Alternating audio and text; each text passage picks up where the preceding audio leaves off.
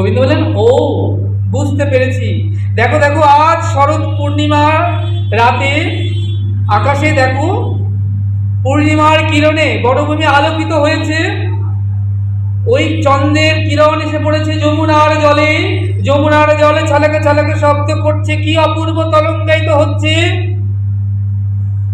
তোমরা সারাদিন গৃহকাজে সংসারের কাজে ব্যস্ত থাকো, তাই এই রাতের বেলায় এসেছো নিশ্চয়ই এই বৃন্দাবনে, এই চন্দ্রের কিরণ অমৃত যে বৃন্দাবনের বনের অপূর্ব শোভা, এই যমুনাকে দর্শন করতে এসেছো নিশ্চয়ই।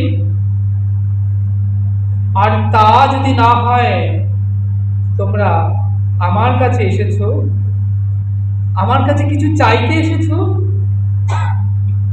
গোবিন্দকে বললেন ব্রজদেবীগণ, শ্যাম, আমাদের কিছু চাওয়ারও নেই, কিছু পাওয়ারও নেই তোমার কাছে।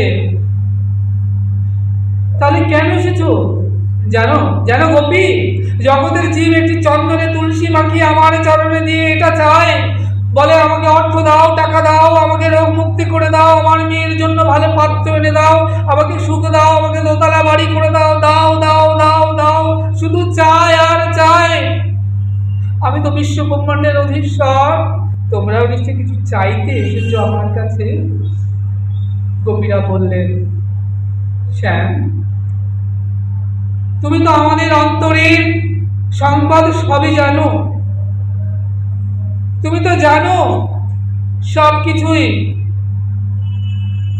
তোমাকে পাওয়ার জন্য আমাদের অন্তরে যে তাপ, তার সঙ্গে তুমি যদি আমাদের বিরহ দাও, এই দুই তাপ বিরহ অগ্নি, এই অগ্নিতে আমরা জ্বলে পুড়ে ভস্মীভূত হব, ভস্মীভূত হয়ে দেহ ত্যাগ করে আমরা তোমাকে পাবো।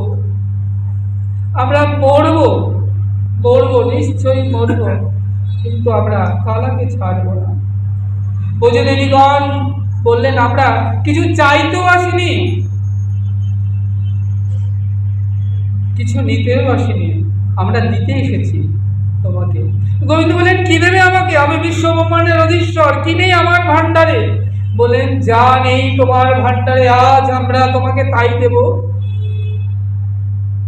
কি দিলেন না? ব্রজদেবীগণ সকলে উজাড় করে দেহ দেহ মন প্রাণ ধন জন যৌবন ইহকাল পরকাল, ওই আহিরি কুলের ব্রজদেবীগণ সেই যে প্রেম গোবিন্দকে উজাড় করে দিলেন। যে প্রেম লাভ করলে তুমি তাকে পাবে, গোবিন্দকে পাওয়ার একমাত্র পথ প্রেম।